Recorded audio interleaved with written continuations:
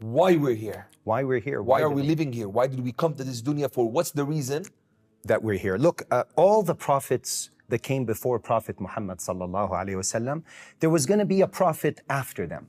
So all the ummah had to do is worship Allah, believe in Allah, and obey the sharia of the time that was sent to the prophet. If they did that, they would be successful.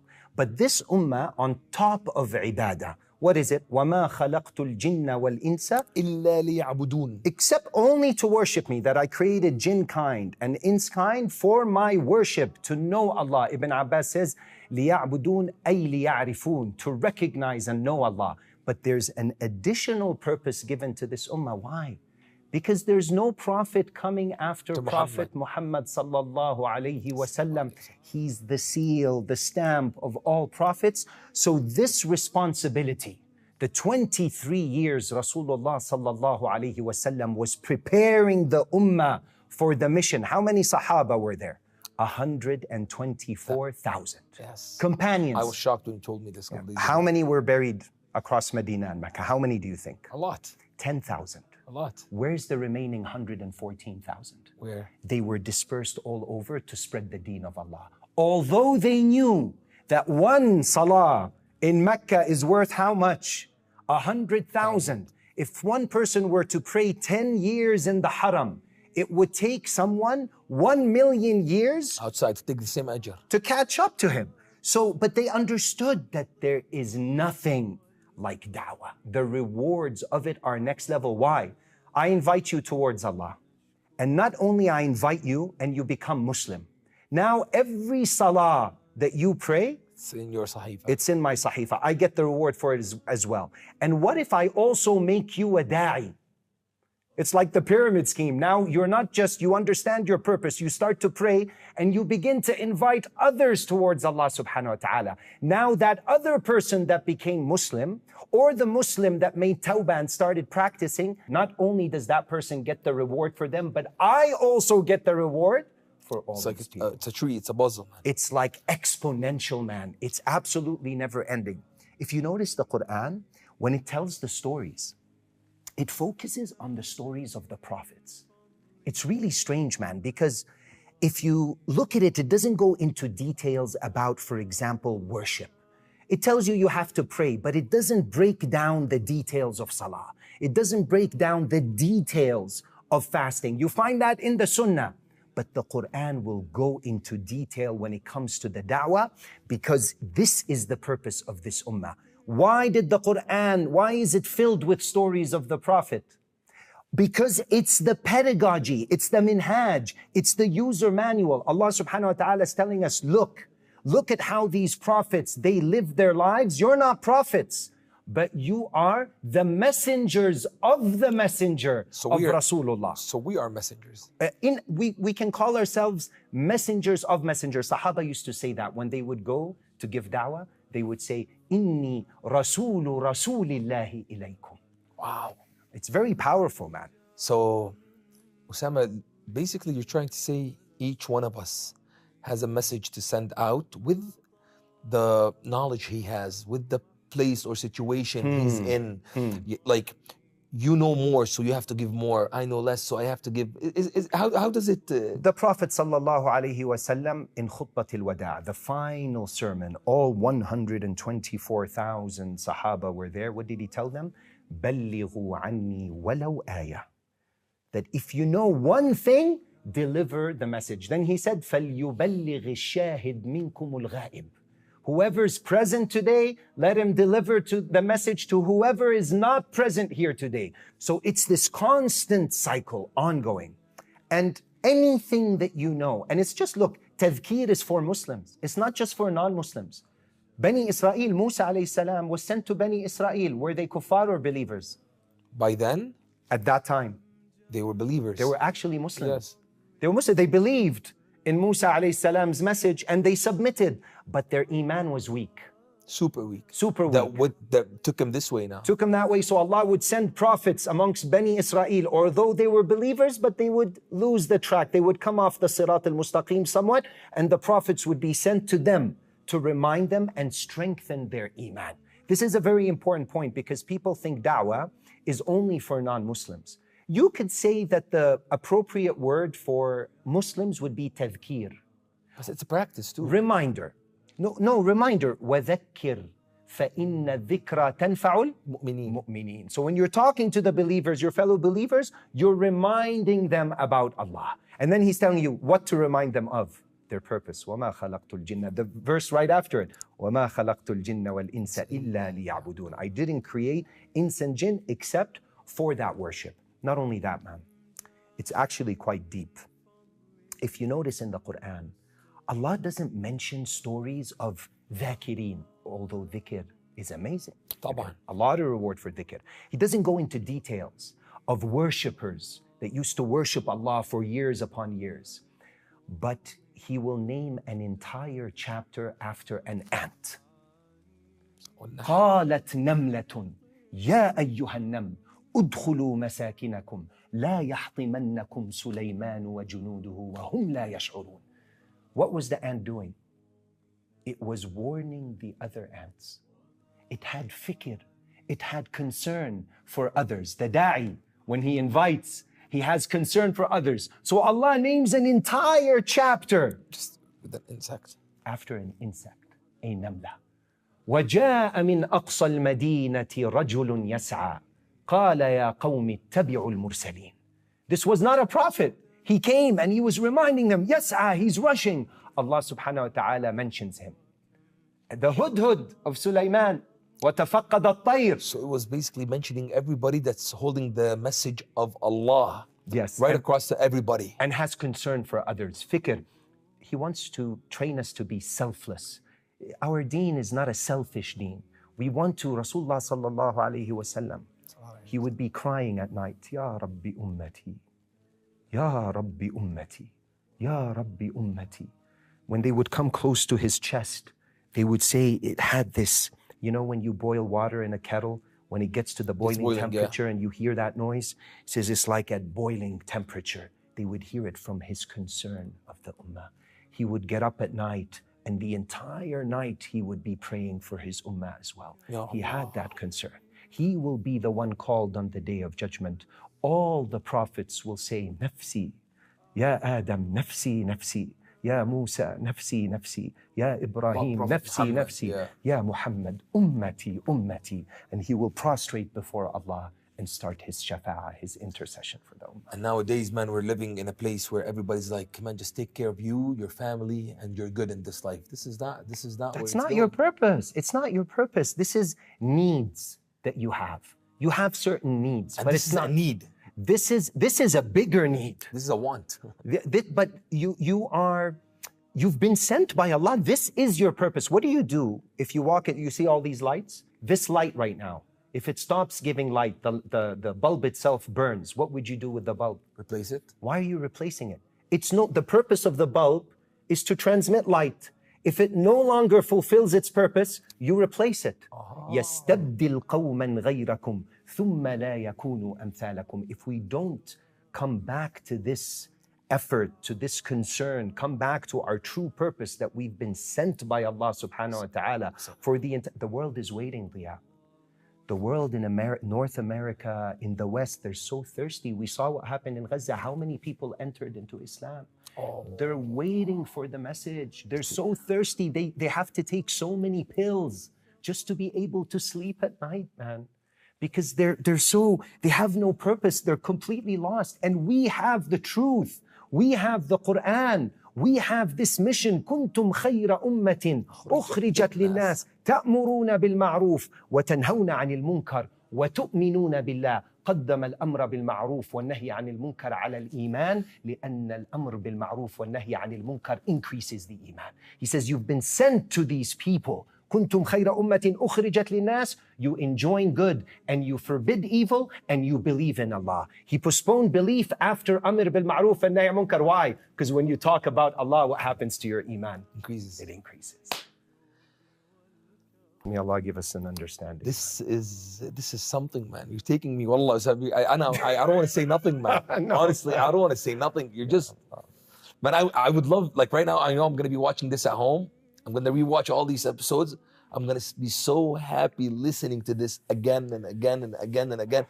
It's beautiful to remind people, man, that we're not just living here by ourselves, man. Wallahi, Usama, every house right now you walk into, there's a saying that's in the Arab countries right now. It's, man, as long as you are sleeping good at home, you are good. That's not why we're here, man. That's not the job of this. Yeah, and even those that are doing the job, Diya, they're not doing it right. Ud'u ila sabili rabbika bil hikmah. They don't have wisdom. The usloob, look at this. This is ajib, man. The Quran. قُلْ هَذِهِ سَبِيلِي أَدْعُو إِلَى اللَّهِ. Allah says that this is my way. The Prophet ﷺ is teaching the Sahaba that I call towards Allah. The word هَذِهِ is the feminine version. مؤنث.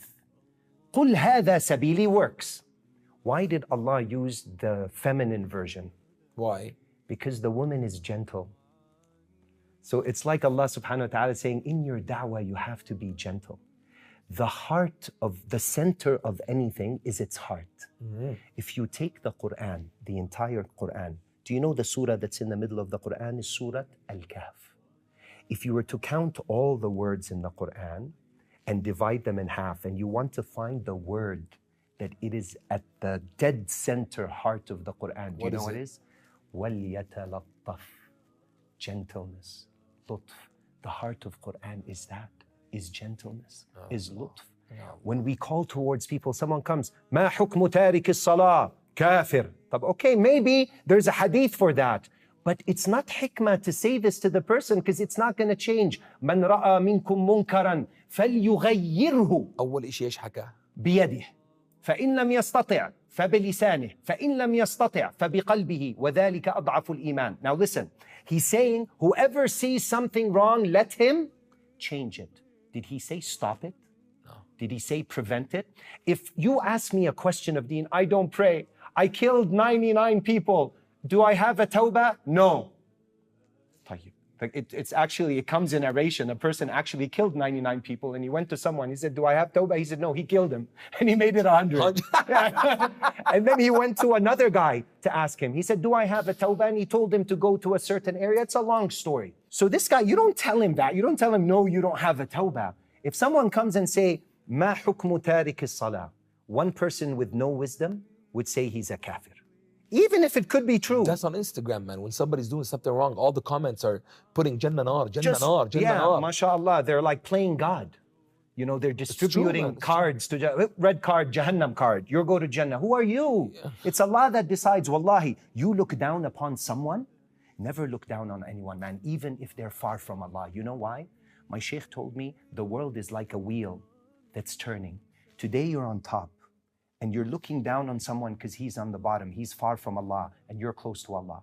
But as long as you're living, the wheel is still turning. You don't know when the angel of death comes. Maybe you're on the bottom and the other guy is on the top. True. So always have a good opinion, husn al-dhan of the other people. So when someone comes to you, the other person had hikmah. ما حكم تارك الصلاة? He said, أن تأخذه إلى المسجد. Look at the difference. He didn't give the fiqhi response. He gave the response with hikmah. He left salah, I'll take him with me to the masjid. You miss salah, this is something good we touch base on. If you miss salah, once somebody will tell you, man, Rabbna will not accept it from you. But what if you say, man, just go pray what you have missed? Yeah, make sure Allah, God will. Inshallah, bi'idhnillah, you don't know. Allah is ready to forgive. Look, He created 100 mercies. He sent down one. How many? One. And we're leaving all this rahmah with just one. Just one. And He left how many for the day of judgment? 99. 99. And on His arsh, He has written, on His arsh, on His throne, Rahmati ghalabat ghadabi. So always His mercy will overcome His anger. This is Allah. His mercy overcomes His wrath.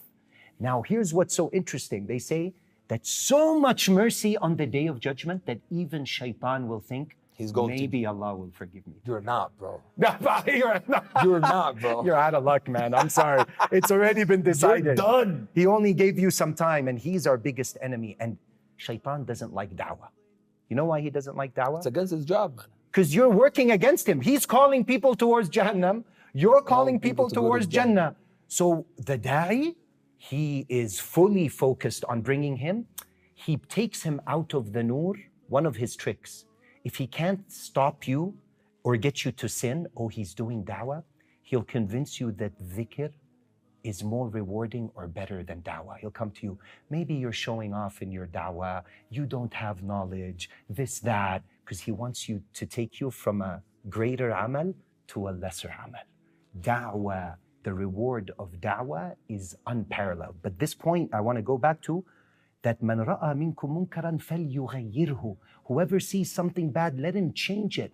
If what you're gonna say is not gonna cause the person to change, you haven't fulfilled the hadith. Most people think this hadith, when I say something wrong, see you doing something wrong, I have to tell you on the spot. Man, people have egos. If you see someone doing something wrong and you immediately correct him, he's gonna say, get out of here, man. Even nowadays, people say amr bil ma'ruf wa nahy an al munkar. Literally, that's what they think they're doing. Yeah, enjoying something's wrong, inhi an al munkar. Yes, immediately. And if you're nahi anil munkar, forbidding evil, telling someone that is wrong, you have to now add to it the usloob, the method.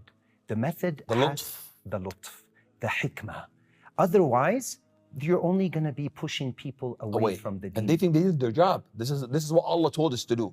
Umar bil ma'ruf wa nahy anil munkar. You know, when we used to go give da'wah, we would go and we would see someone and he would be smoking weed. He would have a joint rolled up. And he would feel shy because he would see some shuyukh coming to give him da'wah. So he would hide. You know, a person with me had so much hikmah. He's like, just give me one, man, sit down. let me have a hit and join you. Of course, not to that point. Yeah, we have our limits.